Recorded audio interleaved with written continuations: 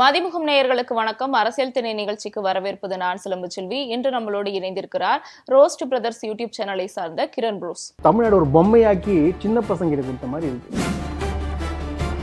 விஜய் போதும், அவர் உக்காந்தா போதும், அவர் பண்ணா போதும். கட்சிக்காரனே லஞ்சம் வாங்குறான், அப்போ மேலெல்லாம் என்ன பண்ணுவாங்க? விஜய் என்ன சொன்னாலும் பண்ணுவாருங்க. படத்துல என்ன பண்ற அது மாதிரி பண்ணுவாரு. விஜய்ன்ற ஒரு பிம்பம் இருக்கு, இந்த பிம்பம் உடைய போகுது. எல்லாமே ரீல்ஸ் தான், ஒன்லி ரீல்ஸ். தமிழ்நாடே ரீல்ஸ் தான் இயங்குது. இன்னும் பண்ண வேணாங்க, நாங்களே உழைச்சி சம்பாரிச்சுக்கிறோங்க, நாங்களே சிலிண்டர் நாங்களே எல்லாம் வாங்கிக்கிறோங்க. எனக்கு எதுவும் எனக்கு சீக்கிரம் மட்டும் உட்காருங்கண்ணா. டயா பூஸ்டர் சுகரை கண்ட்ரோல் பண்ணும், உங்க ஆரோக்கியத்தை மீட்டு தரும். சர்க்கரையை கட்டுப்படுத்துறதுக்கான எளிமையான வழிமுறை, இயற்கையான வழிமுறை. அனைத்து மருந்து கடைகளிலும் கிடைக்கும்.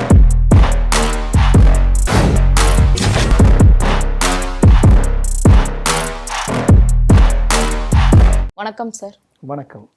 தாவேக அரசு சார்பா 35 அமைச்சர்கள் பதவியேற்றிருக்காங்க. இது எப்படி பாக்குறீங்க? இது நான் எப்படி பாக்குறது, நீங்க எப்படி பாக்குறீங்க சொல்லுங்க. ஒரு நார்மலா எப்படி பாக்குறீங்க? நீங்க பதவியேற்றிருக்காங்க. இது பதவியேற்ற நபர்கள்லாம் சொல்லி யார் சொல்லிட்டு ஆராய்ச்சிங்களா? இப்போ ஒரு காங்கிரஸ்ல இருந்து பதவியேற்றிருக்காங்க, விசிகால இருந்து பதவியேற்றிருக்காங்க. மற்றவங்களா தாவேக அரசு சார்ந்தவங்க. இந்த தாவேக்கால சார்ந்தவங்களா, விஜய்க்காக உழைச்சவங்களா, இல்ல வேற யாருன்னு நான் உங்களுக்கு கேட்கிறேன். நீங்க சொல்லுங்க. அதாவது பாருங்க, இது ஒரு மாற்றம் தான். ஏன்னா சின்ன பசங்களுக்கு முதல் முறையா 35 உட்பட்டவருக்கு பாத்தீங்கன்னா 6 பேருக்கும், 35 45 பாத்தீங்கன்னா 6 பேரும் கொடுத்துக்கிறாங்க. ஸோ இது வரவேற்கத்தக்கது. இருந்தாலும் அவர்கள்லாம் தகுதியானவர்களா அப்படின்ற ஒரு கேள்வி ஒன்று எழும்புது. கரெக்டா? ஏன்னா இங்க பாருங்க, எதை வச்சு கொடுக்குறாங்க, எந்த அடிப்படையில கொடுத்தாங்கன்றது ஒண்ணு இருக்கும். இப்போ தமிழ்நாடுன்றது இப்ப எப்படி ஆயிடுச்சுன்னா, தமிழ்நாடு ஒரு பொம்மையாக்கி சின்ன பசங்க கிட்ட கொடுத்த மாதிரி இருக்கு. எங்க நான் அமைச்சர்னா அமைச்சர்ப்பா அப்படின்னு பார்த்தவங்க அமைச்சரா அப்படிதான் ஆயிடுச்சு. ஏன்னா ஒரு சின்ன ஒரு சம்பவம் சொல்றாங்க. ஒரு எம்எல்ஏ ஆயிட்டு ஒரு தாம்பரத்துல ஒரு நபர்லாம் இல்ல, ஒரு மாண்புமிகு அமைச்சர் கில்லி சரத், பேர் பாத்தீங்களா, கில்லி சரத், விஜயால ஈர்க்கப்பட்டவர்கள். சரிங்களா? ஒரு அமைச்சர் ஆயிட்டார். அமைச்சர் ஆகிறதுக்கு முன்னாடி நாள் எம்எல்ஏ என்ன பண்றாரு, போயிட்டு ஹாஸ்பிட்டல்ல ஆய்வு நடத்துறாரு. ஆய்வு நடத்துறது எந்த தோனியில் ஆய்வு நடத்துறாரு. இப்போ ஆய்வு நடத்துறது எப்படி, திடீர் ஆய்வுல எப்படி பண்ணுவாங்க? திடீர்னு எங்க போறோம், டக்குன்னு ஹாஸ்பிட்டல் போய் பார்ப்பாங்க. கரெக்டா? இங்கே என்ன திட்டமிட்டு நல்ல அதாவது பாருங்க, நம்ம மைக்கு சரியா ஒர்க் ஆகுமான்னு கூட தெரியல. அங்க கிட்டத்தட்ட ஒரு 100-150 பேர் சுத்தி இருக்கிற இடத்துல மைக் வச்சிருக்காரு. மைக்கை வச்சுட்டு, நம்ம மைக் கூட நல்லா ஒர்க் ஆகுது, அவர் மைக் பக்கம் ஒர்க் ஆகுது. அங்க போயிட்டு மிரட்டும் தோணி இல்லை. என்ன ஒழுங்கா வேலை பார்க்குறீங்களா இல்லையா, என்ன ஹாஸ்பிட்டல்லாம் எப்படி இருக்கு, ஒரு டாக்டர், ஒரு அரசு டாக்டர் படிச்சவங்க கிட்ட எப்படி ஒரு பிஹேவியர் நடக்குதுன்னு சொல்லிட்டு எல்லாரும் அங்கே ஆச்சரியப்பட்டாங்க. யார் சார் நீங்கன்னு சொல்லிட்டு கேட்குறாங்க. நான் தான் உங்க எம்எல்ஏ, என் பேர் சரத்குமார். இது எப்படியா பேசுவீங்க? ஒரு ஆய்வு எப்படி நடத்துவீங்க? எல்லா டாக்டர்ஸும் கூப்பிட்டு வச்சு, எல்லா அங்கே வேலை செய்யணும் கூப்பிட்டு வச்சு, இப்படி பிரச்சனை இருக்கு, இதெல்லாம் பார்த்துக்கணும். மோன கிரவுண்ட்லேயும் கவர்மெண்ட்ல எப்படி இருந்துச்சுன்னு சொல்லிட்டு தெரியாது, நம்ம கவர்மெண்ட்ல கரெக்டாக நடந்துக்கும், இப்படி தானே சொல்லணும். ஆனால் பேசுகிற தோனி எப்படி இந்த மாதிரி பேசிட்டு அடுத்த நாள் அவர் அமைச்சர்னு அறிவிக்கிறாங்க. ஏங்க நான் ஆச்சரியப்படலைங்க, எங்க அங்க தொகுதி மக்களே ஆச்சரியப்பட்டாங்க. என்னடா இது, இப்படி ஒரு ஆள் அமைச்சர் அப்படின்னு சொல்லிட்டு பாக்குறாங்க. இந்த மாதிரி தான் இருக்காங்க. அதே போல நீங்க ஸ்ரீபெரும்புதூர், அதாவது அரசியல் சரித்திர வரலாற்றுலங்க, தாம்பரம் செங்கல்பட்டு தொகுதி. சரிங்களா? அங்க ஒரு மினிஸ்டர். அது பக்கத்து தொகுதி ஸ்ரீபெரும்புதூர், அங்க ஒரு அமைச்சர். அது பக்கத்து தொகுதி காஞ்சிபுரம், அங்க ஒரு அமைச்சர். தொடர்ந்து 3 இடத்துல அமைச்சர். ஸோ இந்த மாதிரி போட்டிருக்காங்க. உங்களுக்கு அந்த ஸ்ரீபெரும்புதூர் காஞ்சிபுரம் அமைச்சர் பற்றி தெரியுமா? அவர் ஜாக் பாட்டுங்க. அவருக்கு ரஞ்சித் குமார் அவர் பேரு. ஆக்சுவலா ஒரு அதிமுக பயணிச்சவர். ஓகேவா? அதிமுக பயணிக்கிறாரு. பயணிச்ச உடனே ஓபிஎஸ் பிரியார் இல்லையா, ஓபிஎஸ் கூட போறாரு. ஓபிஎஸ் கூட போன உடனே என்ன ஆகுதுன்னு பாத்தீங்கன்னா, அங்க ஒரு திமுக போன உடனே இவர் என்ன பண்றாரு, இவர் இந்த சைடு அந்த பண்டுட்டி ராமச்சந்திரன் ஒருத்தர் இருந்தார் தெரியுமா, அவர் கூட டைப் என்ன பண்றாங்க, 2 பேரும் சேர்ந்து ஒரு கட்சி அமைக்கிறாங்க. என்ன பண்ண, எம்ஜிஆர் அதிமுகன்னு ஒரு கட்சி ஆரம்பிச்சு அடுத்த நாளே டிவிக்கில இருந்து கால் வருது, இந்த மாதிரி காஞ்சிபுரத்துல கேண்டிடேட் இல்லை, கொஞ்சம் நிக்கிறீங்களான்னு சொல்லிட்டு கேட்கறாங்க. நிக்கிறேன் சார். நின்றவனு ஜெயிச்சிட்டார், எம்எல்ஏ ஆயிட்டார், இப்ப அமைச்சர் ஆயிட்டார். ஸோ இந்த மாதிரி தான் இருக்கிறாங்க. இதுல எப்படி என்ன மாற்றம் கொண்டு வருவாங்கன்னு சொல்லி எனக்கு தெரியல. இப்போ நீங்க சொன்னதுல இருந்து ஒரு கேள்வி, மரியா வில்சன் வந்து ஒரு வீட்டுக்குள்ள புகுந்து ஒரு பெண்மணியை தாக்குற மாதிரி, வீட்டுல இருக்கவங்கள தாக்குற மாதிரியான வீடியோ அவர் நிதியமைச்சரா பதவியேத்தப்ப வெளியாச்சு. இது உண்மைதானா? ஆமாங்க, உண்மைதான் அது. ஏங்க, அதாவது அவங்க குடும்ப பிரச்சனை இருக்கட்டும், பட் ஆனா ஒரு பெண்ணை தாக்குறது வந்து அது எப்படி ஏத்துக்க முடியும்? ஸோ அந்த வீடியோ வெளியாயிட்டு பரபரப்பு ஏற்பட்டுச்சு. இது ஆர்கே நகர் மக்களுக்கு எல்லாருக்கும் தெரியும், இருந்தாலும் அவர் ஓட் பண்ணிருக்காங்க.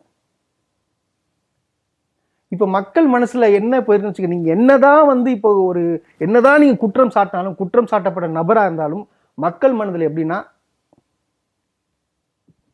விஜய் போதும், அவர் உட்காந்தா போதும், அவர் பண்ணா போதும். பட் தாவேக தலைமை சிரிச்சா தானே பார்த்து இப்படிப்பட்ட ஒரு நபர் ஒரு அக்யூஸ்டா இருக்காரு, இவருக்கு வந்து அமைச்சர் பதவி கொடுக்கலாமான்னு யோசிச்சிருக்கணும்ல. அதுதான் யோசிக்கல. ஏன் தெரியுமா யோசிக்கல? 234 தொகுதியில யார் நிக்கிறா? உங்கள் விஜய். அவ்வளவுதான், முடிஞ்சுங்க. அங்க கேன்வாசிங் எப்படி போச்சுன்னா, அங்க இருக்கிற எம்எல்ஏ யாருன்னு தெரியாது. எனக்கு தெரிஞ்சதுலாம் விஜய். இப்ப யாரும் தொகுதி மக்கள் உங்க எம்எல்ஏ யாருன்னு கேள தெரியாது, விஜய் தான் சொல்லுவாங்க. ஏன்னா அந்த அளவுக்கு பாருங்க, இப்போ சினிமா மயப்படுத்தாருங்க. இப்போ நம்மளாம் வந்து விளையாட நினைச்சோம், எல்லார் வீட்லயும் விஜய் பூந்துட்டாரு, எல்லார் வீட்லயும். உண்மையாவே மைண்டுக்குள்ள பூந்துட்டாப்ல. சின்ன பசங்க மைண்டுக்குள்ள பூந்து அப்பா அம்மாவையும், என் எம்எல்ஏ சத்தியம் பண்ணு, நான் முக்கியமா இல்ல உங்க கட்சி முக்கியமா, எம்எல்ஏ நான் ஒன்று முக்கியமா இருந்தா சத்தியம் வாங்கிட்டு வந்து விஜய்க்கு ஓட்டு போட சொல்லியிருக்காங்க. நம்ம தமிழ்நாடை வந்து மிகவும் போட்டுனாங்க. எங்க மற்ற ஸ்டேட்ல எல்லாம் தமிழ்நாட்டுல என்னென்ன பண்றாங்களோ அதை அப்படியே விடியல் பயணம் பார்த்து இருக்குல்ல நம்ம தமிழ்நாட்டை வச்சு, அது கேரளால இம்ப்ளிமெண்ட் பண்ணியிருக்காங்க. யாரால பண்ணியிருக்காங்க? இந்த திமுக கவர்மெண்டால தான் பண்ணாங்க. எல்லாரும் அந்த அளவுக்கு பாராட்டக்கூடியவர்கள் இப்ப என்ன சொல்றாங்கன்னா, தமிழ்நாட்டு மக்கள் ஏன் இப்படி முட்டாளா இருக்கிறாங்க? விஜயை பிடித்தவர்கள் சூப்பர் சூப்பர் சூப்பர்ன்றாங்க. பட் ஆனா மத்தவங்க படிச்சவங்க எல்லாம், ஒரு அரசியல் பார்வையில பாக்குறவங்க எல்லாம், ஒரு நார்மல் பீப்புள் எல்லாம், என்னடா அது, எப்படி ஸ்டாலின் தோத்தாரு, எப்படி திமுக தோத்துச்சு, இப்படிதாங்க வருது. இப்போ தமிழ்நாட்டு மக்கள் என்ன நினைச்சிட்டு இருக்கீங்க, என்ன நினைக்கிறீங்க நீங்க? கிட்டத்தட்ட 4 கோடி பேர் மேல பார்த்தா விஜய்க்கு எதிராக ஓட்டு போட்டுருக்காங்க. கரெக்டா இல்லையா? போட்டிருக்காங்கல்ல. அவங்களோட மனநிலை எடுத்துமா இருக்கு, என்னடா விஜய் நம்ம ஸ்ரீம் விஜயா, நம்ம எப்படியா இருக்கோம், அந்த மாதிரி மாறிடுச்சு. இது ஒரு பதட்டமான சூழ்நிலை இருக்குங்க. அது இப்போ சமீபமா கூட கோவையில் இருக்கக்கூடிய சூலூர்ல 10 வயது குழந்தைய வந்து கடத்தி கொலை பண்ணிருக்காங்க. இதுக்கு தாவேகா தரப்புல இருந்து எந்த கண்டனமும் எழல, எதிர்க்கட்சிகள் எல்லாம் எதிர்த்துட்டு இருக்காங்க. இது எப்படி பாக்குறீங்க? எப்படி எழுங்க அவங்க ஆளுங்கட்சி. இப்போ திமுக சைட்ல ஒரு பிரச்சனை ஆயிடுச்சுன்னு வச்சு, இப்ப என்ன சொன்னாரு விஜய், என்ன பெண்களுக்கு பாதுகாப்பு, நோ காம்ப்ரமைஸ். ஒரு பொண்ணு வந்து கழிவறைக்கு போகும்போது போட்டு என்ன பண்ணாங்க தெரியும், அதுக்கு எதிர்த்து குரல் கொடுத்தவர் இப்ப என்ன பண்றாரு? இத தமிழ்நாட்டு மக்கள் ஏன் யோசிக்க மாட்டாங்க? ஏங்க, நேத்து வரைக்கும் பொண்ணு காலில் காணா போச்சு, பெரிய பிரச்சனை ஆயிடுச்சு. அங்க கதிர்னு அங்க வந்து பெரிய ஒரு பிரச்சனை நடந்துட்டு இருக்கு. அங்குள்ள எம்எல்ஏக்கள் 2 அமைச்சர் இருக்கிறாங்களா அந்த கோயம்புத்தூர் மாவட்டத்துல, 2 அமைச்சர்களும் வரலையாங்க. இன்னைக்குதாங்க வந்திருக்காங்க. ஒரு நாள் என்ன வேலைங்க, என்ன வேலையில இருந்திருக்காங்க அவங்க. அப்படி அங்க பெரிய ஒரு சின்ன ஒரு பிரச்சனை இருந்தோம்ப்பா, திமுக தான் காரணம். திமுக பாருங்க, இந்த ஆட்சியில வந்து எனக்கு பெண்களுக்கு பாதுகாப்பே இல்லை, எங்க அண்ணன் வந்து காப்பாத்துன்னு சொல்லிட்டு அவ்வளவு பெண்கள் வந்து ரீல்ஸ் வீடியோ போட்டு திமுக கண்டிச்சாங்களா? அவங்கள எங்க போனாங்க? ஏன் இப்ப வாயை திறக்க மாட்டாங்க? எதுக்கு வாயை திறக்க? எனக்கு ஒன்னும் புரியலங்க. இப்ப எப்படி திமுக ஆட்சினா அது வேற, இப்ப டிவிகள் வேறயா? இது யார் மேல குற்றம் சொல்றீங்க நீங்க சொல்லுங்க? இப்ப போலீஸ் மேல குற்றம் சொல்றீங்களா நீங்க? நான் ஒத்துக்க மாட்டேன். போலீஸை பொறுத்த வரைக்கும் இது அவங்க தப்பு பண்ணவே இல்லை, அவங்க கரெக்டான வேலையை பாக்குறாங்க. நான் ஒண்ணு கேட்கறேன், இப்ப எல்லா இடத்துலயும் பாத்தீங்கன்னா, இப்ப முந்தா நேற்று நடந்த விஷயத்த நான் ஒன்னே சின்ன ஒரு சொல்றேன். நேற்று பீச்ல 12 கிட்டத்தட்ட ஒரு 12:30 மணி ஆகுது. பட்டினம்பாக்கத்துல பெங்களூரை சார்ந்த ஒரு 3 பெண்கள், யாருன்னு எனக்கு தெரியல, வீடியோ பார்த்தேன். அங்க உட்காந்துட்டு இருக்காங்க. 2 ரோந்து காவலர்கள் வராங்க. நீங்க ஏன் இங்க உட்காந்துட்டு இருக்கீங்கன்னு கேட்கறாங்க. எங்க கேக் வெட்டிட்டு இருக்கீங்களா? இந்த மாதிரி இடம், அது 12 மணிக்கு மேல ஆயிடுச்சுமா, எதுனா சமூக விரோதிகள் சுத்துற இடம், யாருமே இல்லை பாருங்க, நீங்க மட்டும் தனியா என்ன பண்ணிட்டு கேட்கறாங்க. நீங்க யாரு, உங்களுக்கு என்ன அதிகாரம் இருக்குன்னு சொல்லிட்டு போலீஸ வீடியோ எடுத்து மாட்டுது அந்த பொண்ணு. அவ போலீஸ்காரன் என்ன யோசிப்பான்? இப்போ அங்க வந்து கேட்டாலும் பிரச்சனை, கேட்கலாம் போயிருந்தாலும் அங்க எதனா நான் யாரை குற்றம் சொல்வீங்க? யாரை? காவலர் தானே குற்றம் சொல்வீங்க. இப்ப காவலர்கள் தான் மாட்டி முடிச்சுட்டு இருக்காங்க. என்ன பண்றது அவங்க? இப்போ நான் இங்க இருக்கேங்க, நான் இப்ப யாரையோ கோவத்துல இறங்கி குத்திட்டேன். காவல்துறைக்கு தெரியுமா நான் ஒருத்தனை குத்த போறேன்னு? தெரியுமா தெரியாதா? தெரியாது. இப்போ நான் குத்தனை பெருப்பு என்னை பிடிச்சி நடவடிக்கை எடுக்கணும், அதானே போலீஸ் வேலை. அது பண்றாங்களே, அந்த ஆட்சியில் பண்ணாங்க தானே. அப்புறம் ஏன் அந்த ஆட்சியை குற்றம்னு சொன்னீங்க? இந்த ஆட்சியை வந்து எதுவும் சொல்லாம இருக்கிறீங்க? சில சோஷியல் மீடியா கமெண்ட்ல கூட திரைப்படத்துல வர மாதிரி எங்க அண்ணன் சிஎம் அண்ணா வந்து குற்றவாளிய தலைகீழ பிரிட்ஜு கீழே தொங்க விடுவாருங்கிற கமெண்ட் எல்லாம் பாக்குறோம். இவ்வளவு சென்சிட்டிவான விஷயத்துக்கு இப்படி கமெண்ட் பண்றாங்களே, இது எப்படி பாக்குறீங்க? சென்சிட்டிவான விஷயத்துக்கு தாங்க நான் தான் சொல்றேன்ல, இவர்கள் வந்து விஜய் இதுவரைக்கும் எத்தனை படம் நடிச்சிருக்காரு? 69 நினைக்கிறேன். ஜனநாயகன் படம் ரிலீஸ் ஆகல. 68 படம் வரைக்கும் அந்த 68 படத்துக்குள்ளேயே வாழ்ந்துட்டு இருக்காங்க அவங்க. விஜய் என்ன சுறா படத்துல எப்படி காப்பாத்தினாரு, பிகில் படத்துல எப்படி தெரி படத்துல எப்படி பண்ணாரு. ஸோ அந்த மனநிலையில் இருக்கிற மைண்ட் செட்ல இருக்கவங்க என்ன பண்ணுவீங்க நீங்க? அவங்கள வெளியில கொண்டு வர முடியாதுங்க, முடியல. ஏங்க ஒரு பொண்ணு, ஒரு குழந்தை செத்து போச்சு கரூர்ல. அந்த அம்மா என்ன சொல்றாங்க, என் குழந்தையால வந்து விஜய் நான் பக்கத்துல பார்த்தேன், பரவாயில்ல குழந்தை போனா போட்டோம். இந்த மாதிரி மனநிலை இருக்கவங்க கிட்ட எப்படி மாத்த முடியும்? இப்ப விஜய் எப்ப தப்பா சொன்னா ஏத்துப்பாங்களா அந்த மாதிரி ஆட்கள்லாம்? அவங்களோட மனநிலை ஃபுல்லா விஜய் விஜய் விஜய் விஜய் விஜய் விஜய் சாப்பிடல எல்லாம் விஜய். இப்ப பாருங்க, இப்ப இந்த ஆட்சியில வந்து நிறைய மாற்றங்கள் வந்திருக்குன்னு சொல்றாங்க. எதனா மாற்றங்கள் வந்திருக்கா உங்களை கேக்குறேன். சிங்கப்பெண் அதிரடி படைன்னு ஒண்ணு கொண்டு வந்தேன்னு சொன்னாங்க, அது உண்மைதானா? எங்க அந்த அதிரடி போச்சு? இப்போ எங்க இருக்காங்க அவங்க? நேத்து என்ன பண்ணாங்க? நேத்து யாருக்கு வந்துச்சு சொல்லுங்க. ஏங்க வீட்டுல கதவு திறந்துட்டு 2 பொம்பளைங்க வந்து தூங்கிட்டு இருக்காங்க, 2 பெண் தூங்கிட்டு இருக்காங்க. அவங்கள வந்து கிருஷ்ணாவில் ஊத்தி கொளுத்திட்டு போயிடும். ஒரு 5 வயசு பையன் முன்னாடி உங்க அம்மாவை கொலை பண்ணிட்டு போறான், குத்திட்டு போறான். எங்க அந்த அதிரடி படை? நான் சொல்லுவா எல்லாமே இருக்கு. ஆனா என்ன பிரச்சனைன்னு சொல்ல வரேங்க, போலீஸ்க்கு தெரியாதுங்க என்ன. இப்ப நான் திடீர்னு எதனா ஒன்று பண்ணனா எனக்கு தெரியுமா?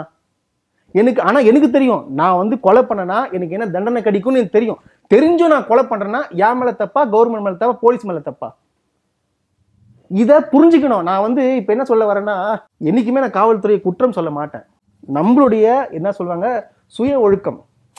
நான் என்ன பண்ணணுன்றது எனக்கு தெரியும். அது தெரிஞ்சு நான் பண்ண கரெக்ட், பண்ண தப்பாயிடும்ல. ஸோ என்கிட்ட தான் இருக்கு. என்ன அரசு என்ன ஆக்ஷன் என்ன எடுத்தாலும் நான் திருந்தினா மட்டும்தான் இந்த சமுதாயம் திருந்தணும். இதை வந்து எப்போ இவங்க புரிஞ்சுப்பாங்கன்னு எனக்கு தெரியல. இன்னொரு பக்கம் பிராமண சமூகத்தை சேர்ந்த ஒருத்தரை அறநிலையத்துறை அமைச்சரா நியமிச்சிருக்காங்க. மறைமல்நகர் இருக்கிற தூக்கின்னு போயிட்டு எதுக்கு ஸ்ரீரங்கத்தில் நிக்க வைக்கணும்? நிக்க வேண்டிய அவசியம் என்ன? அப்ப எல்லாம் திட்டமிட்டு தானே பண்றீங்க. இப்ப ராஜ்மோகன் இருக்காருல்ல, ராஜ்மோகன் எழும்பூர்ல நிக்கிறாரு. நின்றதுனாலதான் அவர் வந்து என்ன ஜாதின்னு நம்மளுக்கு தெரியும், தனி தொகுதினால. அப்போ தெரிஞ்சுதானே பண்றாங்க. இப்ப ஸ்ரீரங்கத்தில் எதுக்கு நிக்க வைக்கிறாங்க? இப்ப இது மிகப்பெரிய சர்ச்சையாகுதா இல்லையா? பிராமணர்கள் இருக்கக்கூடாது, எல்லா சமூகத்திலும் இருக்கணும்னு சொல்லிட்டு தானே இவ்வளவு 10 வருஷம் 2000 வருஷம் போராடி இந்த விஷயத்தை கொண்டு வந்து அனைவரும் அர்ச்சகராகலாம் சொல்ற திட்டத்தை ஒன்று கொண்டு வந்தா, இப்ப நீ மறுபடியும் வந்து அந்த துறைக்கு பார்த்தீங்கன்னா ஒரு பிராமணரை நீங்க போடுறீங்களே. சரி, இப்ப தெரிஞ்சிச்சுல, மாத்துருங்க. இப்ப தெரிஞ்சிச்சுல, இப்ப தெரிஞ்சிச்சு அவர் என்ன சாதின்னு தெரிஞ்சிச்சுல, மாத்துங்க பார்க்கலாம். நான் ஒத்துக்கிறேன். இப்ப நீங்க தெரிஞ்சிச்சு நான் தவறு ஆயிடுச்சு, இப்ப நான் வேற துறைக்கு போட்டுறேன் அப்படின்னு சொல்லியிருந்தாருன்னா சல்யூட் அடிவேன். ஏன் இப்ப மாத்தல? இப்ப பண்ணலாமா? இது எவ்வளவு பெரிய குற்றம் அது. இப்ப எல்லாம் போராட்டம் வீணா? எனக்கு என்ன சொல்றதுன்னே தெரியலங்க. ஆனா இதையும் நம்புவானுங்க எல்லாரும். அதே சமயம் நிதித்துறை அமைச்சரா இருந்த செங்கோட்டையனை வேற துறைக்கு மாத்திட்டாங்க. செங்கோட்டையன்ட்டு இதை பத்தி கேட்டதுக்கு, சென்னை சார்ந்து மட்டும் நான் வேலை செய்யாம எல்லா ஊர்லயும் வேலை செய்யறதுக்காக தான் நானே போய் நிதித்துறையா மாத்த சொன்னேன்னு அவர் சொல்லியிருக்காரு. இது உண்மைதானா? இது உண்மையா இருக்குங்க. ஏன்னா பாத்தீங்கன்னா 2 துறை இருக்கு. இப்போ இவருக்கு பாத்தீங்கன்னா மரியவெல்சனுக்கு ஒரு நல்ல துறை கொடுத்தாங்க. ஏன்னா பாத்தீங்கன்னா ஒரு பிக் ஷாட், அதுக்காக வேணா இப்படி பண்ணியிருப்பாங்க. மற்றபடிலாம் இதுக்கு வந்து ஏன்னா யாருக்கோ கொடுத்துக்கிறாங்க. இப்போ எந்த துறையை வேணா யாருக்குன்னா மாற்றி கொடுப்பாங்க. அவங்களுக்கு துறைன்றது என்னன்றது இன்னும் தெரியாதுங்க. இன்னும் போக போக தான் தெரியும் அவங்களுக்கு. இதில் உள்ள நுணுக்கங்கள் என்னென்ன பிரச்சனைகள் இருக்குது, என்னென்ன கொண்டு வரலாம், அதான் தெரியாது. இதுக்கப்புறம் தான் கலெக்டர்கிட்ட உட்காந்து பேசுவாங்க, எல்லாம் பண்ணுவாங்க. அமைச்சர் ஆதவர்ஜுனா 10 நாள்ல தமிழ்நாட்டுல இருந்த மொத்த ஊழலையும் நாங்க ஒழிச்சிட்டோம்னு சொல்லி இருந்தாரு. அது உண்மைதானா? வரே வா, எனக்கு அதுதான் யாராலையும் ஒழிக்க முடியாதுங்க. இவங்க தான் ஒழிச்சிட்டாங்க 10 நாள்ல. ஒன்றும் இல்லை, நேற்று அவங்க கட்சியில, அதாவது பகுதி செயலாளர் நினைக்கிறேன், ஒரு விஜயகுமாரோ பேரு. அதாவது அந்த செங்கல் சூளைன்னு நினைக்கிறேன். அதுல எல்லாம் அங்க கிட்டத்தட்ட ஒரு 5000 குடும்பம் மேல அங்க வாழ்ந்து வச்சு அது அந்த தொழில் மூலம் வாழுது. அவங்க கிட்ட போயிட்டு என்ன பண்றாரு, மிரட்டி வந்து எனக்கு வந்து 1 லட்ச ரூபா மாசம் மாசம் கொடுத்துடணும். என்ன சொல்றாப்புல, தலைமையிலேருந்து சொல்லியிருக்கிறாங்க. நான் சொல்ல, அவர் சொல்ற தலைமையிலேருந்து சொல்லியிருக்காங்கன்னு சொல்லியிருக்காரு. இது பேர் என்ன? ஏங்க, கட்சிக்காரனே வந்து லஞ்சம் வாங்குறான், அப்போ மேலெல்லாம் என்ன பண்ணுவாங்க? விஜய் என்ன சொன்னாரு, நான் தான் இங்க யாராச்சும் ஆட்சி அதிகாரத்தை வச்சு தப்பு பண்ணலாம்னு நினைச்சீங்கன்னா நான் சும்மா விட மாட்டேன்னு சொன்னாரா? இப்ப இவங்க மேல ஏன் ஒன்றும் நடவடிக்கை எடுக்கல? திமுக பொய் சொல்றாங்க, லஞ்சம்லாம் ஒளிஞ்சிருச்சுன்னு தானே அவர் சொல்றாரு அதவர்ஜுனா. திமுக போய் சொல்றாங்களா? அப்ப இது நான் பொய்யா? திட்டமிட்டு பண்ணதாரு. ஆள் செட் பண்ணி ஏங்க, கரண்ட் போனதுக்கே கரண்ட் கட் ஆகுதுல்ல, அதுக்கு திமுக தான் காரணம்ன்றாங்க, சொல்றாங்க. அப்படிதான் சொல்றாங்க. இதுக்கும் ரீல்ஸ் போடுறாங்க. எங்க அண்ணனை பாத்தீங்களா, எங்க அண்ணன் சிஎம்மா உட்காண்டாரு, இப்போ திமுக அவங்கள பொறுத்துக்க முடியாம கரண்ட்டை கட் பண்ணி பழி போடுறீங்களா அப்படின்றான். நீ என்ன பண்ணுவீங்க? ஏங்க, அவர் சிடிஆர் நிர்மல்குமார் தான் மின்சாரத்துறை அமைச்சரா இருக்காரு. இப்ப அவர் உட்காந்து ஃபர்ஸ்ட் பதவி எடுத்த உடனே என்ன நம்ம பண்ணிருக்கணும்? எலக்ட்ரிசிட்டின்றது சாதாரண போர்டு கிடையாது, அங்க ஏகப்பட்ட பிரச்சனைகள் இருக்கு. எல்லாரையும் கூப்பிட்டு வச்சு பேசணுங்க. பேசி என்னென்ன பிரச்சனை நடக்குது ஃபர்ஸ்ட் பேசணும். பேசாம நீ கம்முன்னு விட்டுட்டு எதுவுமே பண்ணாம இல்லை நான் கூடிய விரைவில் சரி பண்றோம்னா அது என்ன அர்த்தம்? அது எனக்கு தெரிஞ்சு நேற்று பார்த்தீங்கன்னா முன்னாள் அமைச்சர் சிவசங்கர் அவர்கள் பேசியிருக்காரு. அதுல அவர் என்ன சொல்லியிருக்காருன்னு பார்த்தீங்கன்னா, இங்க இருக்கிற எலக்ட்ரிசிட்டி வேலை செய்யற இபியில் வேலை செய்யற ஊழியர்கள்லாம் நல்ல சிறப்பான ஊழியர்கள், அவர்கிட்ட உட்காந்து முதல்ல பேசணும். அதே போல பார்த்தீங்கன்னா தொடர்ந்து ஒரு நாட்கள்ல தொடர்ந்து 5 நாட்களாக பார்த்தீங்கன்னா கரண்ட் கட் ஆகிட்டு இருக்கு. இதை வந்து சரியான நடவடிக்கை இன்னுமே எடுக்கல. எனக்கு தெரிஞ்சு வந்து ஆக்சுவலா வந்து என்ன சொல்லுவாங்கன்னா, இந்த மாதிரி எங்களால் பண்ண முடியல, அதனால வந்து இதை வந்து பிரைவேட்டா மாத்திடலாம், தனியாருக்கு மாத்திடலாம், மாத்தினா வந்து நல்லா ஒர்க் ஆகும் அப்படின்னு சொல்லிட்டு ஒரு பிளான் பண்றாங்களோ அப்படின்னு சொல்லிட்டு தோணுன்னு சொன்னார். ஆனா அவங்க சொல்றதை பார்த்தா எனக்கு அப்படிதான் தெரியுது. தொடர்ந்து கட் ஆகுது, பிரச்சனைகள் வருது. ஸோ வந்து நம்ம இது வந்து தனியாருக்கு கொடுத்துடலாம் அப்படின்ற ஒரு எனக்கும் அப்படிதான் தோணுது. ஏன்னா இப்போ வரைக்கும் நடவடிக்கை எடுக்கலையே. நேத்து கூட போராட்டம் நடக்குது. தனியாருக்கு கொடுத்தா 200 யூனிட் ஃப்ரீ தொடருமா இல்ல அது அப்புறம் மாத்திடுவாங்க? அதுக்கப்புறம் 200 யூனிட் ஃப்ரீ எப்போ என்ன சொன்னாரு? மாசமா சொன்னாரா? அங்கே எப்படி மாறிச்சு? 2 மாசத்துக்கு ஒரு தடவை மாறிச்சு. ஏன் மாறிச்சு? அது மாறினே இருக்கும். இப்போ இன்னொன்னு சொல்றாங்க, கவனிச்சிங்களா? இந்த 1000 ரூபாய் விஜய் என்ன கொடுத்தாருன்றாங்க. இது யார் கொடுத்துட்டு இருக்கிறது? டிஎம்கே பீரியட்ல கொடுத்துட்டு இருக்காங்க. மகளிர் உரிமை தொகையும் கொடுத்துட்டு இருக்காங்க. இப்போ இவங்க என்ன சொல்றாங்க, எங்க அண்ணன் பாத்தீங்களா வந்து ஒரே மாசத்துல கொடுத்து, ஆனா நீங்க 3 வருஷம் கழிச்சு தான் கொடுத்தீங்க.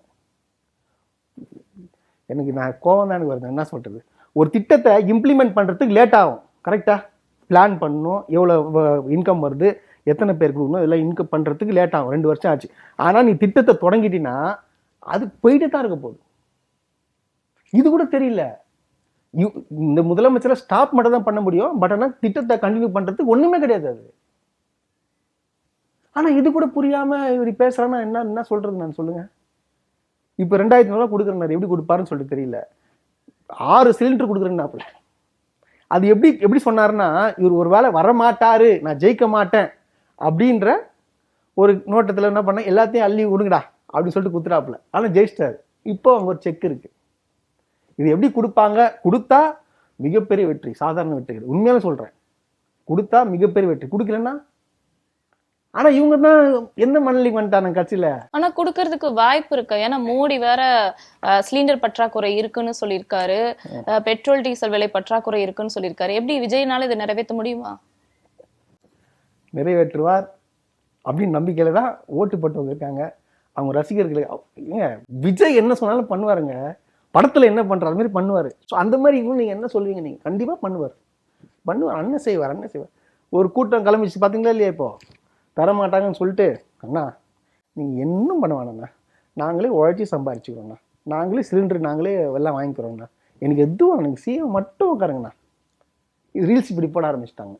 அதே சமயம் சில செய்திகளும் வெளியாயிருந்துச்சு, முதலமைச்சர் விஜய் கஜானாவை காலி பண்ணி வச்சுட்டு போயிட்டாங்க, எங்க கிட்ட நிதி கம்மியா இருக்குன்னு சொன்னனால அவரோட தொண்டர்களே சிஎம் ஃபண்டுக்கு காசு கொடுத்ததா செய்தி வெளியாயிருந்துச்சு. அது உண்மைதானா?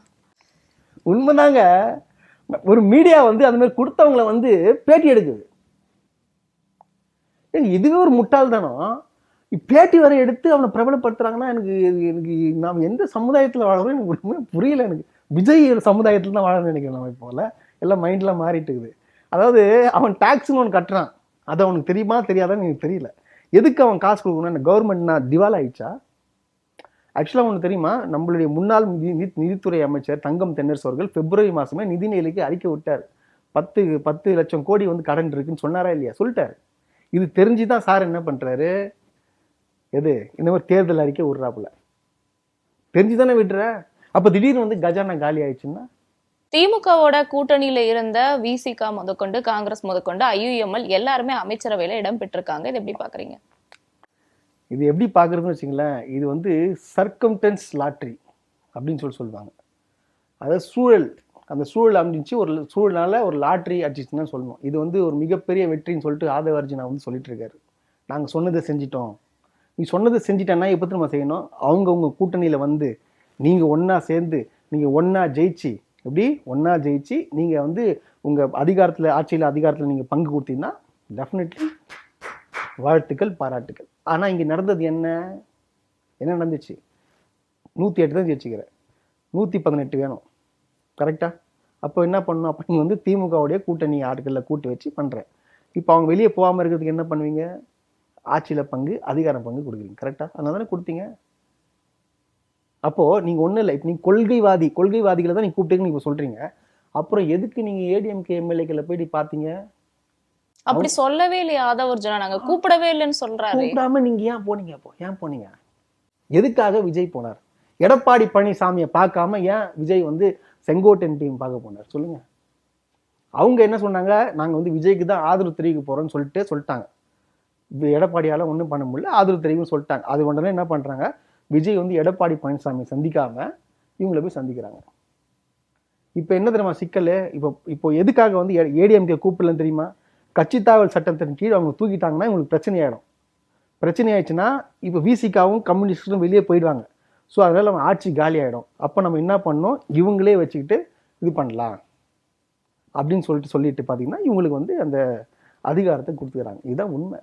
ஆனா அதிமுக தரப்புல வந்து SP வேலுமணி நாங்க ஆசைப்படல, ஆட்சிக்காக பதவிக்காக ஆசைப்படலன்னு கொடுக்க மாட்டேன்னு சொன்ன பிறகு அப்படிதான் சொல்லுவாங்க. எப்ப சொன்னார் அவரு? இந்த டிவிகேல இருந்து ஸ்டேட்மெண்ட் வந்தவருக்கு தானே சொல்றாரு அவரு. இல்ல அதுக்கு முன்னாடி சொல்லிட்டாரா? அதுக்கு முன்னாடி வாயை திறக்கலையே. கூட்டணி பேச்சுவார்த்தை. சரி, லீமா ரோஸ்ன்றவங்க எடப்பாடி பழனிசாமி கொடுத்தாங்க. டக்குன்னு எப்படி இங்க வந்தாங்க? எல்லாம் ஆட்சி கட்சியில பார்த்தா யோசிச்சு பார்த்துருக்காங்க. இப்போ இந்த 25 நமக்கு நிலையே கிடையாது, எப்படி இருந்தாலும் இவங்கள கன்ஃபார்மா தூக்கிடுவாங்க. கேஸ் எடப்பாடி பழனிசாமி கேஸ் போட்டோன்னா கண்டிப்பாக கட்சி தாவல் சட்டம் கீழ் கண்டிப்பாக நடவடிக்கை எடுப்பாங்க. இது வேலைக்கு ஆகாது. ஸோ அவங்க நம்ம கூட்டணி சேர்த்தா இவங்க எல்லாம் வெளியே போயிடுவாங்க. அதனால நம்ம என்ன பண்ணலாம்? இவங்களை கூப்பிட்டு நான் இவங்களுக்கு அதிகாரம் கொடுக்கலாம் அப்படின்னு சொல்லிட்டு கொடுத்துட்டாங்க. ஸோ வந்து இதை வந்து இவங்க என்ன பண்ணிட்டாங்க? விசிகா சார்ந்தவரும் IUML சார்ந்தவரும் என்ன பண்ணிட்டாங்க? சரி, நம்மளுக்கும் ஒரு அதிகாரம் தேவை, நம்மளும் வந்து நம்ம சமுதாயத்துக்கு எதனா பண்ணணும்னு சொல்லிட்டு இவங்க வந்து உக்காந்துட்டாங்க. அவ்வளோதான், சிம்பிள். இதில் என்ன இருக்கு? உடனே நிறைய பேர் சொல்லுவாங்க, நீங்கள் மட்டும் ஏன் வந்து 2006 96 சீட்டு வாங்கினீங்களே, அப்போ மட்டும் எப்போ மட்டும் உங்களுக்கு கூட்டணி தேவைப்பட்டுச்சு, அப்போ ஏன் நீங்கள் வந்து ஆட்சியிலும் பங்கு அதிகாரம் தரலன்னு சொல்லிட்டு பேசுவாங்க. நான் ஒன்று கேட்குறேன். அது வந்து ஆக்சுவலாக வந்து ப்ரீ போலுக்கு முன்னாடி டிசைடிங் பண்ணியாச்சு. ஓகேவா? மொத்தம் பார்த்தீங்கன்னா அன்னைக்கு ஜெயிச்சது கிட்டத்தட்ட 146 சீட்டு ஜெயிச்சாங்க. இப்போ 2006 கரெக்டாக 2006 146 பேர் ஜெயிச்சாங்க. பேசி வச்சு வந்ததுனால அவங்க வந்து ஆட்சியிலும் பங்கு அதிகாரம் பங்கு கேட்க முடியாது. ஒருவேளை ஜெயிச்ச பெருப்பு திமுக இவங்கள மாதிரி 108 சீட் ஜெயிச்சாங்க, அது போல 96 சீட் ஜெயிச்சிங்கன்னா கண்டிப்பாக வந்து அவங்களுக்கு என்ன பண்ணிடணும்? மினிஸ்டர் போஸ்டிங் கொடுத்தாகணும். ஸோ அதுக்கும் எதுவும் சம்மந்தம் இப்படி பேசுகிறாங்கன்னு சொல்லிட்டு எனக்கு தெரியல. ஆனால் இதில் நீங்கள் நடந்தது தெளிவாக பக்காவாக தெரியுது. இவங்க ஆட்சியை தக்க வைக்கிறதுக்காக தான் இவங்களுக்கு வந்து இது கொடுத்துருக்குறாங்க. இதுதான் உண்மை.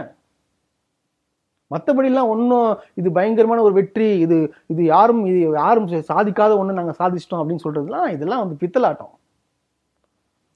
அதே சமயம் கம்யூனிஸ்டுகள் அமைச்சர் பதவியில பங்கேற்கல. இது எப்படி பாக்குறீங்க? கொள்கைவாதிகள் அவங்களாம் வேற எதுவும் சொல்றது. கொள்கைவாதிகள் அவ்வளோதான், முடிஞ்சு. நான் வந்து திருமாவளவனை வந்து நான் எப்படி யோசிச்சேன், எனக்கு ரொம்ப பிடிச்ச தலைவர் அவர். மனசே நொந்து போயிடு நான் அவர் இந்த நிலைப்பாடை எடுத்தாருன்னு சொல்லிட்டு. ஏன்னா அவருக்கு அழுத்தங்கள் இருக்கும். அவங்க கட்சி சார்ந்தவர்கள் வந்து இல்லை நம்ம எப்போதான் வளர்றதுன்னு சொல்லிட்டு மிகப்பெரிய அழுத்தம் கொடுத்துருப்பாங்க. அந்த அழுத்தத்தால தான் அவர் மாறி இருப்பார். ஏன்னா அவர் வந்து RSSின் குழந்தைன்னு சொன்னவர் யார? விஜய். இப்போ RSSின் குழந்தைன்னு சொல்லிட்டு இவர் போயிருக்காரு. அதே போல வந்து விஜய் விமர்சிக்க வன்னியர்ஸ் அவர்கள் வந்து எப்படி விமர்சித்தாங்கன்னு உங்களுக்கு தெரியும். விமர்சிச்சுட்டு இப்போ வந்து போய் ஜாயின் பண்றாங்கன்னா ஸோ மிக அழுத்தங்களால் தான் போயிருக்கிறாங்க. பட் இருந்தாலும் இவர் ஸ்ட்ராங்காக இருந்திருக்கணும், ஏன் போனான்னு சொல்லிட்டு தெரியல. திமுக எவ்வளோ எவ்வளோ பண்ணியிருக்குன்றது அவருக்கும் தெரியும். என்னால் ஏற்றுக்க முடியல, அது மட்டும். தாவேக்கால இருக்கக்கூடிய ராஜ்மோகன் உட்பட சில முக்கிய அமைச்சர்களோட கல்வி தகுதி கேள்விக்குறியாக்கப்படுது. இது எப்படி பாக்குறீங்க? கட்சியே கேள்விக்குறிதாங்க.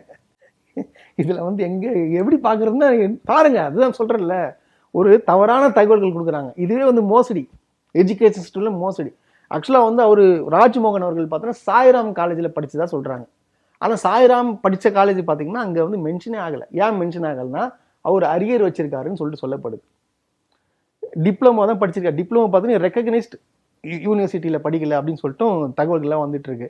அதே போல் பார்த்தீங்கன்னா 5வது படிச்சிருக்காங்க, 8வது படிச்சவங்கலாம் 12th போட்டிருக்காங்க. 12th படிச்சவங்கலாம் வந்து பிகாம், பிபிஏ இந்த மாதிரிலாம் போட்டிருக்காங்க. நான் கேட்குறேன், எதுக்கு அதெல்லாம் போடுறீங்க? உண்மையை ஓப்பனாக போட்டு போகலாமே, எதுக்கு இப்போ யாருக்கு அசிங்கம்? இதெல்லாம் வந்து இதெல்லாம் சின்ன சின்ன விஷயம். இதெல்லாம் வந்து எப்படி சொல்றது, அவங்க மேலே வந்து கெட்ட பேர் ஏற்படும். என்னடா நம்ம என்னன்னு வச்சு இப்படின்னு இருக்கிறாங்களே அப்படின்னு சொல்லிட்டு. இதுதான் மக்களிடையில இப்போ வந்து நல்லதுதான். இப்போ விஜய்ன்ற ஒரு பிம்பம் இருக்கு, இந்த பிம்பம் உடைய போகுது. ஏன்னா பார்த்தீங்கன்னா ஒவ்வொரு விஷயமும் சட்டம் ஒழுக்கத்திலும் சரியில்லை, எதுவுமே சரியில்லை. ஒன்று பார்த்தீங்கன்னா தவறிட்டு தான் போயிட்டு இருக்கு இந்த அரசு. மக்கள் பார்வையில் பார்த்தீங்கன்னா என்ன ஆகுதுன்னு பார்த்தீங்கன்னா பிம்பம் உடையுது. நல்லதுதான், அது ஒன்றும் பிரச்சனை இல்லை. இதுவும் பார்த்தீங்கன்னா மற்ற கட்சிகள் அதிமுகவும் சரி திமுக சரி ஒரு பாடமாக அமையும். ஏன்னா விஜய் அவர்களை வந்து ஒரு கண்டுக்கவே இல்லை. விஜயெல்லாம் ஒரு ஆளே கிடையாதுங்க. அவ்வளோ அதை பற்றி பேசக்கூட மாட்டாங்க. கொஞ்சம் அங்கங்கே அப்போ பேசுவாங்க தவிர போட்டி பார்த்தீங்கன்னா 2 கட்சியில், ஒன்று திமுக ஒன்று அதிமுக நினைச்சாங்க. ஆனால் பார்த்தீங்கன்னா 2 பேருமே இல்லாமல் டிவிக்கே வந்துச்சு. யாருமே எதிர்பார்க்கல, ஏன் விஜய் கூட எதிர்பார்க்கல. விஜய் என்ன எதிர்பார்ப்பாருன்னா அவங்க குறிப்பிட்ட ஒரு சீட்டு ஜெயிப்போம், அது வச்சு குதிரை பேரம் ஆக போகுது அப்படின்னு சொல்லிட்டு அவன் என்ன சொன்னார், இன்னைக்கு எல்லாம் ஜெயிச்ச உடனே வீட்டுக்கு வந்து நைட்டு நான் உங்களால் காத்துட்டு இருப்பேன்னு சொல்லிட்டு சொன்னாப்புல. இதுதான், இது ஒரு பாடமாக அமையும். பட் 2 கட்சிகளையும். அதாவது பார்த்தீங்கன்னா இப்போ சினிமா நடிகர்களுக்கு இந்த அளவுக்கு ஒரு மக்களிடையே இந்த அளவுக்கு வரவேற்பு இருக்குன்னு சொல்லிட்டு யாரும் எதிர்பார்க்கவே இல்லை. கோவையில அந்த சிறுமியோட கொலை உட்பட இன்னுமே நிறைய குற்றங்கள் தமிழகத்துல தொடர்ந்து நடந்துட்டு தான் இருக்கு. இதுக்கு எதுக்குமே விஜய் வாய் திறக்காம இருக்கிறாரே, இதுக்கு என்ன காரணம்? ஆட்சிக்கு வந்துட்டாருங்க, ஆட்சிக்கு வந்துட்டார். இப்போ அவர் ஸ்டாண்டு எப்படின்னு சொல்லிட்டு இப்போ தெரியலன்னா, ஒரு முதலமைச்சராட்டு ஒரு பிரச்சனைனா அதுக்கு அவர் வந்து கண்டிச்சோ இல்லை வந்து ட்வீட்டோ இல்லை மக்களிடையே ப்ரெஸ்ஸை சந்திச்சோ பேசியிருந்தாருன்னா இது வந்து நான் இப்போ புதுசாக இருக்காரு எல்லாத்துக்கும் குரல் கொடுக்குறாருன்னு சொல்லிட்டு இருக்கும். பட் ஆனால் இவர் குரலே கொடுக்கல, எதுவுமே பேச மாட்டாரு. யார் பற்றி பேசுனா ஆதவர்ஜனை முன்னாடி வந்து பேசுகிறாப்புல. இது அவர் இப்போ பிரச்சனை இருந்துச்சுன்னு வச்சுக்கலேன், அவர் என்ன சொல்ல, நம்ம ஆட்சியில் பிரச்சனை நடக்குன்னு சொல்லிட்டு தெரிஞ்சுன்றதுக்காக தான் இந்த மாதிரி என்ன பண்ணுறாரு, மழுப்புறாப்புல. வீட்டிலே உட்காந்து எதுவும் பேசாமல் நாங்கள் நல்லா ஆட்சி கொடுக்குறோம், ஒரு கோட் ஒன்று போட்டுன்னு வந்து உட்காந்துட்டு காலைல வரார், சாயங்காலம் போகிறார். அதுதான் அப்படிதான். இது மறைக்கிறதுக்காக எதுவுமே நடக்கலை அப்படின்னு சொல்கிறதுக்காக தான் பண்ணிட்டு இருக்காங்க. பட் ஆனால் செய்திலாம் நீங்கள் ரெகுலராக பார்ப்பீங்க, தினமும் குற்ற சம்பவம் நடக்குது. சாராயம் வித்துட்டு தான் இருக்கான், கஞ்சா புழங்கிட்டு தான் இருக்குது, கஞ்சா போதை நிறைய பேர் கொலை பண்ணிட்டு தான் இருக்கிறான், சாராயம் காஸ்ட்டாக இருக்காங்க. எல்லாம் நடந்து தானே இருக்குது, இங்கே நடக்காமல் இருக்கு, நடந்து தான் இருக்குது. யாருன்னா போலீஸ் கிட்ட போய் தகவல் கொடுத்தா கூட போயிட்டு அவங்க உள்ளே போய் அடிக்கிறானுங்க. திமுக இந்த தேர்தலில் தோல்வி அடைஞ்சதை யாருனாலையும் ஏத்துக்க முடியலன்னு நீங்க கூட சொன்னீங்க. திமுக தோல்விக்கு என்ன காரணம்? இல்லை, திமுக தோல்விக்கு என்ன காரணம் பார்த்தீங்கன்னா, மெயினாக என்னை பொறுத்தவரைக்கும் தனிப்பட்ட என்னோட கருத்து என்னன்னு பார்த்தீங்கன்னா, மகளிர் உரிமை தொகை. இந்த மகளிர் உரிமை தொகை பார்த்தீங்கன்னா கிட்டத்தட்ட 1.5 கோடி பேர் மாதிரி தான் கொடுத்துருக்காங்க, மற்றவர்களுக்கெல்லாம் கொடுக்கல. அதுதான் முக்கிய தோல்வியை அதற்கு கருதப்படுது. ஏன்னா ஒருத்தங்க வீட்டுக்கு வருது, இன்னொருத்தங்க வீட்டுக்கு வரலன்னா எனக்கு மட்டும் கொடுக்கல அப்படின்னு சொல்லிட்டு டென்ஷன் ஆவாங்க. இப்போது நீங்கள் வாங்கிட்டு நான் கூட எனக்கு வாங்கலைன்னா எனக்கு எப்படி இருக்கும், நானும் போய் ரீஅப்ளை பண்ணி பார்க்க வர மாட்டேங்குது அப்புறம் சொல்லிட்டு கடுப்பாக இருக்கும். அது போக பார்த்தீங்கன்னா முதலமைச்சர் என்ன முன்ன மெயினாக பண்ணிக்கிறான்னு பார்த்தீங்கன்னா, எலெக்ஷன் இந்த வரத்துக்கு முன்னாடியே எல்லாருக்கும் 5,000 ரூபா கொடுத்துட்டாரு. அப்போ எல்லாருக்கும் 5,000 ரூபா போகுது, நம்மளுக்கு வரலையே அப்படின்ற ஒரு ஏக்கம் இருக்குமா இல்லையா? அப்போ விஜய் என்ன பண்ணுற, 2,500 ரூபாய் கொடுக்குறேன்னு சொல்லிட்டாரு. சரி விஜய் கொடுக்குறாருன்னு நினைக்கிறேன்னு சொல்லிட்டு என்ன எல்லாருக்கும் கொடுக்குறேன்னு சொல்லியிருக்காரு. ஓ சரி ஓட்டு போடலாம் அப்படின்னு சொல்லிட்டு ஓட்டு போட்டாங்க. இதுதான் உண்மையான ஃபேக்ட். தாவேகா அரசு தொடர்ந்து சோஷியல் மீடியால ஃபேக் நரேட்டிவ் செட் பண்ணுதுன்னு ஒரு குற்றச்சாட்டு இருக்கு. உதாரணத்துக்கு பின்னாடி இருந்த வெள்ளத்துண்டை எடுத்து போட்டதே தாவேகா அரசு தான் அப்படிங்கிற ஒரு உண்மையான தகவல் சோஷியல் மீடியால பரவனதா தாவேகா கட்சியினரே சொல்லிக்கிட்டு இருக்காங்க. இது எப்படி பாக்குறீங்க? அது மட்டும் பண்றாங்க. டிரைவர்லாம் ஃபோன் யூஸ் பண்ணக்கூடாதுன்னு போடுறாங்க நியூஸ். டிரைவர்லாம் ஃபோன் யூஸ் பண்ணக்கூடாதுன்னு சொல்லிட்டு உங்களுக்கு தெரியல, முன்னாடி இருந்திருக்கு. அது அப்புறம் பாருங்க, காலை 12 மணிலேருந்து நைட்டு 10 மணி வரைக்கும் தான் ஒயின் ஷாப் இயங்கணும், டாஸ்மார்க் இயங்கணும்னு போடுறாங்க. இதுக்கு முன்னாடி என்ன இருந்துச்சு? அதுதான் இருந்துச்சு. யாரும் வந்து கள்ளச்சந்தையில், அதாவது மது வந்து பிளாக்ல இருக்கக்கூடாதுன்னு சொல்றாங்க. அதுவும் சொன்னாங்க. இப்போ இவங்களும் அதானே சொல்றாங்க.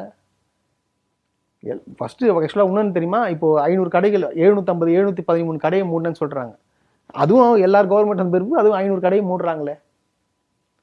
எல்லாம் நடக்கிறது தாங்க நடந்துட்டு இருக்கு. ஆனா என்ன செட்டப் பண்றான்? புதுசா போடுற மாதிரி போட்டு, பாத்தீங்களா அண்ணன் மாதிரி பண்ணிட்டாரு, பார்த்து நாங்க போய் 2 காலம் நடந்து போறோம், நான் பாத்தீங்களா நல்லா டக்கிங் பண்ணி ஷர்ட் பேண்ட் போட்டு போறேன். இதெல்லாம் ஒரு மாற்றம். நார்மல், அதாவது ஒரு டிஃபன் பாக்ஸ் எடுத்துன்னு போய் விஜய் சாப்பிட்றாரு. ஏன் அவர் டிஃபன் பாக்ஸ்ல சாப்பிடக்கூடாதா? அது சாப்பிட்டது பெரிய இதுவா? இது ஒரு மாற்றமா? ஃபேக் நரேட்டிவ் செட் பண்றாங்களா சோஷியல் மீடியால, இதை விஜய் கண்டுக்காம இருக்காரா? இது கண்டுக்காம தான் இருக்கணும். பின்ன இதுவும் பண்ணுவார்ல, நம்ம வந்தனால தான் நடக்குது போலன்னு சொல்லிட்டு அவரும் ஹாப்பி தானே இருப்பாரு. ஏன்னா பாசிட்டிவா தானே சொல்றாங்க, விஜய் ஆட்சியில் எப்படி நடக்குது அப்படின்னு நடக்குது. அப்போ அவருக்கு என்னங்க, வருவாரு போவார், அவ்வளவுதான். இதுக்கப்புறம் என்ன, தமிழ்நாடு அவர்கிட்ட தான் இருக்கு. என்னோட முதலமைச்சர் வேற, உங்களுடைய முதலமைச்சரும் கூட. எல்லாம் கஷ்டப்பட்டு பல போராட்டங்கள் நடத்தி பிரச்சாரங்கள் பண்ணி வீடு வீடா போயிட்டு வந்தாங்க. ஆனா 15 தொகுதி கூட ஓட்டு கேட்டு போல அவரு முதலமைச்சர். ஆனா வேற லெவல் சாதனை அது. உண்மையா யாரும் இப்படி பண்ணலங்க. கரூர்ல 41 பேர் இருந்திருக்கலாம். இருந்தாலும் பொதுமக்கள் என்ன சொன்னாங்க? அவர் பண்ணியிருக்க மாட்டாரு, அவர் மேல குற்றமே இல்லை, அவர் தப்பே பண்ணலன்னு சொன்னாங்க. ஆனா அவர் எதனால நடந்துச்சு அப்படின்றது அவருதான் போதும், எனக்கு அவர் பார்த்துட்டேன்.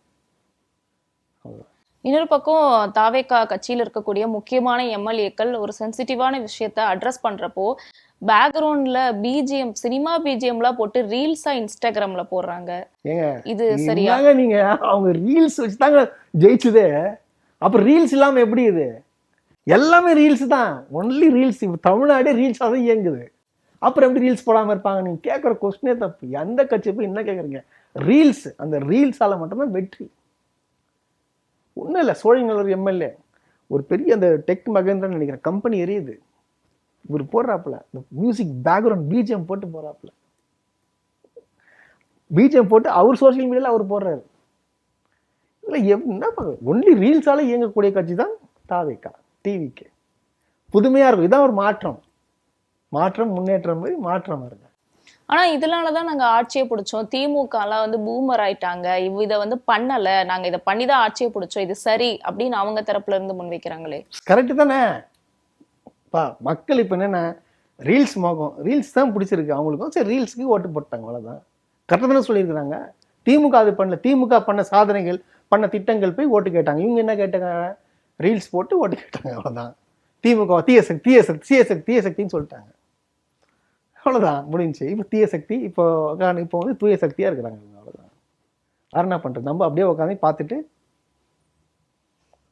ஹாய் சூப்பர் அது கை தட்டு போயிடணும், அவ்வளோதான். நம்ம எதிர்த்துலாம் பேசக்கூடாது. எதிர்த்து பேசணும்னா இப்பெல்லாம் பாருங்க, சோசியல் மீடியா ஐடிலாம் பிளாக் பண்றாங்க, அரெஸ்ட் பண்றதுக்கான விஷயங்கள்லாம் பண்ணிட்டு இருக்காங்களாம்.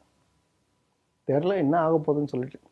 தொடர்ச்சியா நடக்கக்கூடிய குற்ற சம்பவங்களுக்காவது விஜய் அவர்கள் வெளியே வந்து பிரஸ் மீட் கொடுப்பாரா?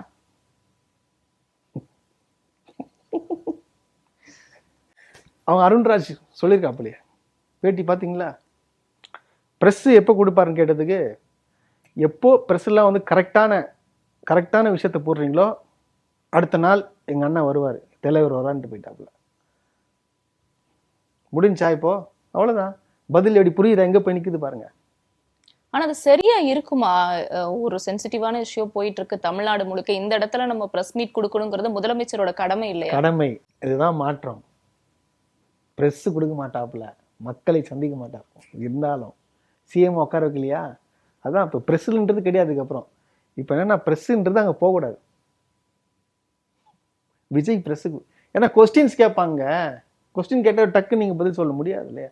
இப்போ சட்டசபையில் முதலமைச்சர் எப்போ வேணா நிறுத்திட்டு எப்போ வேணா ஏஞ்சிருந்து பேசலாம். அவர் தான் ஓனர், அவர் தான் எல்லாமே, சரிங்களா? உதயநிதி அவர்கள் வந்து கிட்டத்தட்ட 20 நிமிஷமா கேள்வி கேட்குறாப்புல, கொஸ்டின் பண்ணுறாப்புல. எதனா ஒரு நிறுத்திட்டு திருப்பி ஏஞ்சி எதனா பதில் சொன்னாரா? சரி முடிஞ்சு அவங்க வெளிநாடு போயிட்டாங்க. சரி பேப்பரில் கொடுத்து படிக்கிறீங்க, சரி அவர் சொன்னதுக்காச்சும் நீ அங்கேயே பதில் சொல்லிடணுமா வேணாமா? இது யாருன்னா பேசாமல் இருப்பாங்களா? என்ன பண்ணார், வீட்டுக்கு போயிட்டு 3 மணி நேரம் கழிச்சு ட்வீட் போடுறாப்புல. அவருக்கு கேட்ட கொஸ்டின் ஒன்று, அதுமாதிரி பண்ணலாமா? ஸோ அதனால தான் எல்லாம் ப்ரிப்பேர்டாக வந்தால் தான் வந்து வேலைக்கு ஆகும். இப்போ நீங்கள் திடீர்னு வந்து நீங்கள் வேறு எதனா கொஸ்டின் கேட்டு இல்லாமல் போயிடுச்சுன்னா என்ன பதில் சொல்கிறது? ஸோ அதனால் யோசிச்சு பார்ப்போம். ஏன்னா அதுதான் உண்மை, இதானே உண்மை. சட்டசபையில் கேட்ட கேள்விக்கே பதில் சொல்லலை. எங்கே சொன்னாங்க? வீட்டுக்கு போய் சொன்னாங்க. இதில் வர ஆதவர்ஜி நான் சொல்கிறாப்புல, நான் ஏன்ச்சிலாம் தான் நினச்சேன், தலைவர் தான் உக்காருன்ட்டாரு. இது சட்டசபையா இல்லை பொதுக்கூட்டமா? நீ போய்ட்டு ஏன்ச்சி, நீ அமைச்சராக இருந்தால் நீ ஏன் சின்ன வேணா பேசிடலாமாங்க? அங்கே ஒரு மாண்பு இல்லை? தெரியாது சட்டசபையில் என்ன பேசணும், எப்படி எப்படிலாம் பேசணுன்றது தெரியாது. அதாவது பேசணுன்னாலே அங்கே சொல்லிடணும், நான் இந்த மாதிரி இந்த பேச போகிறேன்னு சொல்லிட்டு முன்னாடி கொடுத்ததும் பேசுறது அலோவ் பண்ணுவார் சபாநாயகர். அதெல்லாம் அவருக்கு தெரியாது. அதே சமயம் விஜய் அவர்கள் குழந்தைகளை மேனுப்புலேட் பண்ணி தான் ஆட்சியை பிடிச்சிருக்காருன்னு அவர் மேல கேஸ் ஒன்று போட்டு சென்னை உயர்நீதிமன்றம் அதை உடனடியா தேர்தல் ஆணையம் விசாரிக்கணும்னு உத்தரவு பிறப்பிச்சிருக்காங்க. இது நீங்க எப்படி பாக்குறீங்க? எப்படி பாக்குறேன்னா, விஜயும் ஒத்துக்கினாரு. விஜய் ஓப்பனா ஒத்துக்கினாரு. விஜய் வந்து தேர்தலுக்கு முன்னாடி என்ன சொன்னாரு, குட்டி நண்பா நண்பிகளே, நீங்க போயிட்டு உங்க சித்தப்பா சித்திக்கிட்ட போயிட்டு எப்படி எப்படிலாம் வந்து நீங்க வந்து அதனாவது கிண்டர் ஜாய் கேட்டு அடம் பிடிச்சி வாங்குவீங்களோ அந்த மாதிரி எனக்கு ஓட்டு போட வச்சு இது பண்ணுங்க அப்படின்னு சொல்லி சொன்னார். எப்படி அடம் பிடிப்புனா அதே மாதிரி எனக்கு ஓட்டு போட சொல்லி அடம் பிடிக்க சொல்லி சொன்னார்ல, இது மாதிரி போட வச்சிட்டாங்க. இப்போ என்ன பண்ண, ஜெயிச்ச உடனே என்ன பண்ணாரு, அந்த பொறுப்பேற்றாருல அன்னைக்கு இந்த விழாவில் செரமனியில் அங்கே வந்து என்ன சொல்றாரு, முதல் நன்றியை வந்து என்னுடைய குட்டி நண்பா நண்பிஸுக்கு நன்றி தெரிவிச்சுக்கிறேன். தெரிவிச்சாரா? அப்பவே தெரிஞ்சிச்சா யாரை வச்சு நீங்கள் ஜெயிச்சிங்கன்னு சொல்லிட்டு. அதனால தான் கோர்ட்டில் போய் பக்காவாக டாக்குமெண்ட்டோட வீடியோவோட எடுத்துன்னு போய் கொடுத்துட்டாங்க. இப்போ கேட்டு விசாரணைக்கு விடுவாங்க. இது எப்போ இது நடக்குமா நடக்காதா, எப்போ தீர்ப்பு வரும்னு நமக்கு தெரியாது. அது கோர்ட்டு தான் முடிவு பண்ணும். கடைசியா ஒரு கேள்வி, தாவேக்காவோட ஆட்சி ரியல் ஆட்சியா இருக்குமா, ரீல்ஸ் ஆட்சியா இருக்குமா? ஸ்ட்ராட்டஜிக்கல் கொஸ்டினா இருக்கு. இப்போ வரைக்கும் ரீல்ஸ் தான் போயிட்டு இருக்கு. இப்போ வரைக்கும் ரீல்ஸ் தான் போயிட்டு இருக்கு. இதை ரியலா மாற்றணும். ஏன்னா முதலமைச்சர் அவர் எதுவுமே பண்ணல, இருந்தாலும் விஜயை நம்பி அத்தனை மக்கள் கண்மூடித்தனமாக ஓட்டு போட்டுக்கிறாங்க. இது விஜய் அவர்களுக்கு தெரியும். நீங்கள் சொன்ன திட்டங்களை வந்து அனைத்தும் வந்து மக்கள்கிட்ட கொண்டு போய் சேர்க்கணும். ஏன்னா உங்களை நம்பி நிறைய பேர் வந்து உண்மையாக சொல்கிறேன், தமிழ்நாட்டு மக்கள் நினச்சா பாவமாக இருக்குது. விஜய் என்று ஒரு கடவுளை நினச்சிட்டு இருக்கிறாங்க. அவங்களாம் பாவமாக இருக்குது. எனக்கு கடவுளாக இருக்க வேணாம், ஒரு மனுஷனா ஒரு சிஎம்மா நீங்கள் சொன்ன வாக்கை என்ன பண்ணுமோ அதை நீங்கள் பண்ணணுன்றத இந்த சேனல் வழியாக கேட்டுக்கிறேன். ரொம்ப நன்றி சார். நாங்க கேட்ட கேள்விகளுக்கு அழகாகவும் பொறுமையாகவும் தெளிவாகவும் பதில் சொன்னீங்க. நன்றி. தேங்க்யூ.